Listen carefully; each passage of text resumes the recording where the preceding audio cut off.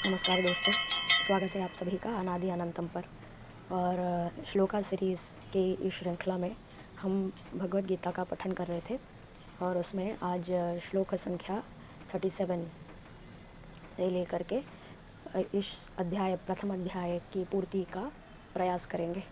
तो चलिए फिर शुरू करें एक प्रार्थना से। ओम श्री गणेशाय नमः। श्री गुरुभ्यो नमः। गुरुचरणारविंदाभ्यां नमः। नमो नमः श्री गुरुपादुकाभ्यां। श्री कृष्ण कृष्ण कृष्ण अच्युतानंत गोविंद अच्युतानंत गोविंद अच्युतानंत गोविंद। राधा कृष्णाय नमो नमः। श्लोका नंबर 38। यद्यप्येते न पश्यन्ति लोभ उपहत चेतसाः कुलक्षयकृतं दोषं मित्रद्रोहे च पातकं कथं च ज्ञेयम् अस्माभिः पापाद् अस्मान् निवर्तितुं कुलक्षयकृतं दोषं प्रपश्यद्भिर्जनार्दन। तो जो अर्जुन है वो कृष्ण से बात कर रहे हैं, अपने मन की व्यथा जो है उनसे व्यक्त कर रहे हैं। तो वो कहते हैं कि अद्यपि ये जो कुरु के पुत्र हैं, कौरव हैं, इनके मन में लोभ आ चुका है और इसके वश में आकर के ये अपने भाइयों को भी मार डालने की चेष्टा कर रहे हैं। तो भले वो ही अज्ञानी क्यों ना हो, तो हम जानबूझकर ज्ञानी बनकर क्यों ऐसा अपराध करें, क्यों ऐसा पाप हम अपने सर पर लें। यद्यप्येते न पश्यन्ति लोभो उपहत चेतसाः, लोभ से जो चेतना इनकी मारी गई है, कुलक्षय कृतम दोषम, जिससे कुल का नाश होता है, मित्रद्रोहे, मित्र का द्रोह, विश्वासघात होता है, तो ये एक बहुत ही बड़ा पातक या पाप है जो कुल का नाश करता है। ऐसा पाप है जो अपने ही कुल का नाश करता है। कथम च ज्ञेयम् अस्माभिः, हम जानते हुए भी ऐसे पाप को क्यों करें।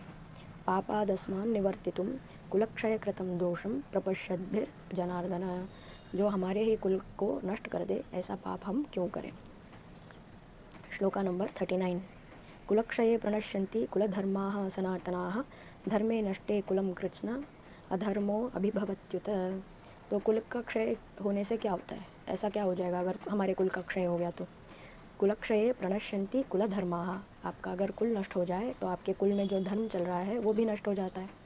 कुलधर्माः सनातनाः, जो सनातन धर्म है आपके कुल में चल रहा है, परंपरा से चलते आ रहा है, वो नष्ट हो जाएगा। धर्मे नष्टे कुलम कृत्स्नम अधर्मो अभिभवत्युत, तो अगर धर्म नष्ट हो जाएगा तो स्वाभाविक है कि अधर्म जो है उसका प्रचलन रहेगा। जैसे इस कलिकाल में हम देख पा रहे हैं, जहाँ तहाँ हम देखें, नज़र दौड़े, हमारी नज़र पड़ती है, वहीं हमें अधर्म दिखाई देता है। क्यों? क्योंकि धर्म नष्ट हो गया। कोई धर्म का पालन ना करे तो धर्म स्वतः ही नष्ट हो जाता है। अगर धर्म को आपका राज्य चाहिए तो आपको स्वयं धर्म का पालन करना होगा। ऐसा इस श्लोक से हम सभी को सीख मिलती है। कुलक्षये प्रणश्यन्ति कुलधर्माः सनातनाः धर्मे नष्टे कुलं कृत्स्नम अधर्मो अभिभवत्युत। तो इसीलिए हमारे कुल का नाश ना हो, हमारे कुल में जो धर्म चल रहा है उसका नाश ना हो, इसीलिए हमें कुल धर्म का पालन करते रहना चाहिए। श्लोका नंबर 40।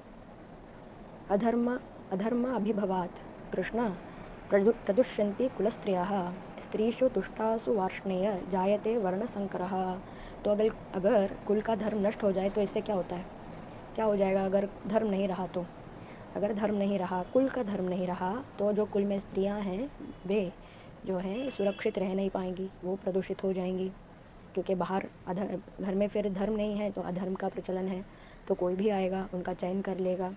तो ऐसे ही स्त्रीषु दुष्टाशु वार्ष्णेय जायते वर्ण संकरः, अगर स्त्रियां ऐसे अपवित्र हो जाएं तो उससे क्या होता है, वर्ण संकर, माने कि ये जो 4 वर्ण है, ब्राह्मण, क्षत्रिय, वैश्य और शूद्र, वैश्य और शूद्र, ये जो 4 वर्ण है इनका संकर हो जाएगा। मतलब कोई भी शुद्ध रूप से ब्राह्मण नहीं रह पाएगा, कोई शुद्ध रूप से क्षत्रिय नहीं रह जाएगा, कोई शुद्ध रूप से वैश्य नहीं रह जाएगा और कोई शूद्र नहीं रह जाएगा। कौन क्या है ये समझ पाना भी कठिन हो जाएगा। तो इससे क्या होगा कि आप कोई भी प्रयास करेंगे, उस प्रयास में आपका मन जो है हमेशा विचलित रहेगा, आप अपना ध्यान केंद्रित कर नहीं पाएंगे, और आपकी क्षमताएं जो हैं हमेशा ही क्षीण रहेंगी। इसीलिए वर्ण संकर जो है ये प्रिस्क्राइब नहीं है, या इसका हमें ख्याल रखना चाहिए कि ऐसा ना हो। अधर्म अभिभवात् कृष्ण प्रदुष्यन्ति कुलस्त्रियः, स्त्रीषु दुष्टाशु वार्ष्णेय जायते वर्णसंकरः। अगला श्लोक 41। संकरो नरकायैव कुलघ्नानां कुलस्य च पतन्ति पितरो ह्येषां लुप्तपिंड उदकक्रियाः। तो वर्ण संकर हो जाएगा, यह आपके लिए भी दुखदायक है, और न केवल आपके लिए, तो अन्य जो लोग हैं, देवता और पितृगण, इनके प्रति भी जो हमारी निष्ठा और धर्म है, इनका भी पालन नहीं होगा, और इससे जो है हमारे पितर जो हैं उन्हें पिंड और जल का दान होगा ही नहीं। तो इससे क्या होगा, और भी कठिनाइयाँ और जो कष्ट हैं ये हमें झेलने पड़ेंगे। संकरो नरकायैव, अगर वर्ण संकर हो जाए तो ये कैसा है, नरक के समान है। नरक के समान जो है हम कष्ट झेलते हैं। कुलघ्नानां कुलस्य च, तो जो कुल के घाती हैं, कुल को जो नष्ट करते हैं, और स्वयं अपने कुल के लिए भी जो है पतंती पितरो येषाम, इनके जो पितर हैं वो गिर जाते हैं, स्वर्ग से गिर जाते हैं, क्योंकि उनको अन्न और पिंड देने वाला, पिंड दान करने वाला कोई नहीं रह जाता। तो श्लोका नंबर 42। दोषैरेतैः कुलघ्नानां वर्णसंकरकारकैः उत्साध्यन्ते जातिधर्माः कुलधर्माश्च शाश्वताः। दोषैरेतैः कुलघ्नानां वर्णसंकरकारकैः, तो ये जो संतान है जो इस योग्य नहीं कि कुछ धर्म का काम कर सके, ऐसे अयोग्य पुत्र या पुत्री संतान जो है, इनके हाथों कोई धर्म का कार्य हो नहीं पाएगा। तो इसीलिए ऐसे दोष जो हैं, उत्साधन्ते जाति धर्माः कुलधर्माश्च शाश्वताः। तो उत्साधन्ते का अर्थ है कि नष्ट हो जाते हैं क्या, जाति धर्म, आपके जातीय का धर्म और कुल के धर्म जो शाश्वत धर्म है, ये नष्ट हो जाते हैं। अगला श्लोक 43। उत्सन्न कुलधर्माणां मनुष्याणां जनार्दन नरके नियतं वासो भवतीत्य अनुशुश्रुम।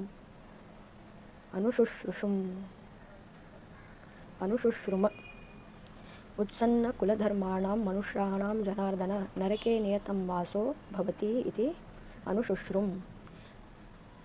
अनुशुश्रुम मतलब सुना हूँ।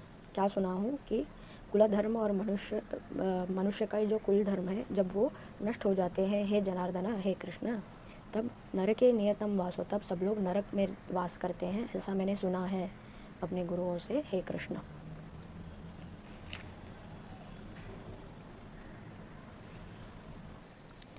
अब श्लोका नंबर 44। अहो बत महत्पापं कर्तुं व्यवसिता वयं यद् राज्यसुखलोभेन हन्तुं स्वजनम् उद्यताः। अहो बत महत्पापम, बतम मतलब अजीबो गरीब, अजीबो गरीब बहुत बड़ा पाप है। ऐसा अजीबो गरीब महत पाप हम करने जा रहे हैं जिसमें कि राज्य लोभ से, राज्य पाने की लोभ से हम हंतुम स्वजनम उद्यता, अपने ही स्वजनों को मारने के लिए तत्पर हो रहे हैं। ऐसा अजीबो गरीब पाप हम क्यों करने जा रहे हैं। श्लोका नंबर 45। यदि माम अप्रतीकारम अशस्त्रम शस्त्रपाणयः धार्तराष्ट्रारणे हंतुम स्तन्मे क्षेमतरम भवेत। तो अर्जुन को ऐसा लगता है कि यदि मुझे निहत्था होकर भी शस्त्रधर कौरवों ने अगर मुझे मार भी दिया और मैंने बिना लड़े ही अगर अपना प्राण त्याग दिया, तो वो ही मेरे लिए क्षेम या मेरे लिए अच्छा होगा, ऐसा मुझे लगता है, हे कृष्ण। तो ऐसा अर्जुन ने श्री कृष्ण के प्रति समर्पित किया।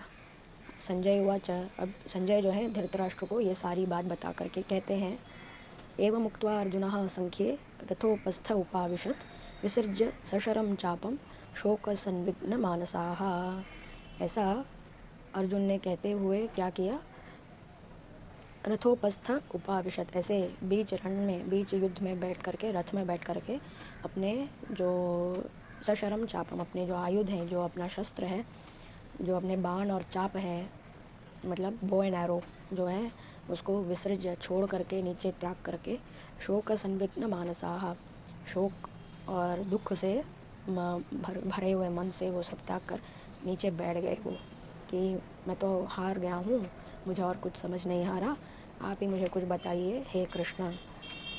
एवं मुक्ता अर्जुनः संख्ये रतोपस्थ उपाविशत् विसृज्य सशरं चापं शोकसंविघ्नमानसाः इति भगवद्गीता का पहला अध्याय समाप्त हुआ, संपूर्णम। तो इसका जो तात्पर्य है इस पर भी हम चर्चा करेंगे अगले वीडियो में, और हम अध्याय 2 का भी प्रारंभ करेंगे। जय श्री कृष्ण। श्री कृष्ण कृष्ण अर्पणमस्तु।